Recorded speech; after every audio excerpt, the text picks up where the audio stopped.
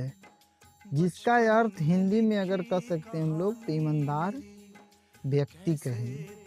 हिंदी में कहेंगे तो ईमानदार व्यक्ति कहेंगे। हिंदी में क्या कहेंगे? ईमानदार व्यक्ति कहेंगे। अमीन को हिंदी में क्या कहते हैं? ईमानदार व्यक्ति।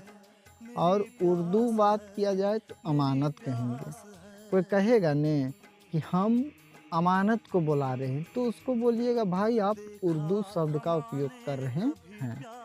अगर कहता है ईमानदार व्यक्ति बुला रहे हैं, ईमानदार व्यक्ति बुला रहे हैं, तो आप समझ जाइएगा कि वो हिंदी में बोल रहे हैं। अगर वो कहेंगे हम अमीन बुला रहे हैं, अमीन साहब आपको अगर कहते हैं, तो आपको अरबी शब्द का उपयोग के अनुसार से करता है।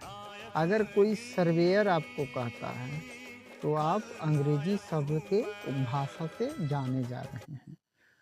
अमीन उस व्यक्ति को कहते हैं, अमीन जो कहा जाता है उस व्यक्ति को कहते हैं, कहा जाता है जो किसी खेत या जगह को, जो किसी खेत या जगह को अमीन की जगह कहते हैं। अमीन उस व्यक्ति को कहा जाता है जो किसी खेत या जगह को ईमानदारी पूर्वक, क्या? ईमानदारी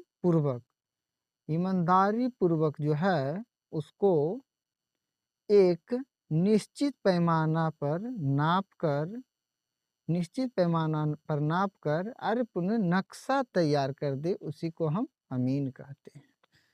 अगर हम उसे परिभाषा से नहीं समझ रहे हैं तो हम अपनी परिभाषा से बताते हैं।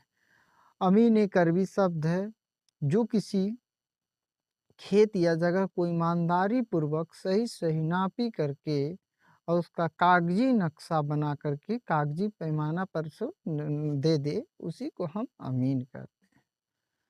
आते हैं अगला क्वेश्चन नंबर 2 पर भाई हम लोग, क्योंकि हम लोग जब अमीन नाम ही लेते हैं तो इसका अर्थ ही होता है ईमानदारी पूर्वक काम करना। अमीन जो होता है ईमानदारी पूर्वक काम करना।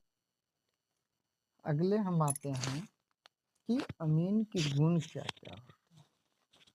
अमीन जो होते हैं उनमें अगर अमीन आप बनते हैं तो आप में क्या क्या गुण होना चाहिए, तब आपको लोग अमीन कहेंगे। अगर ये गुण आपको रहता है तभी आपको अमीन कहेंगे, अन्यथा आपको अमीन वाला काम आना चाहिए तभी आप अमीन कहलाइएगा।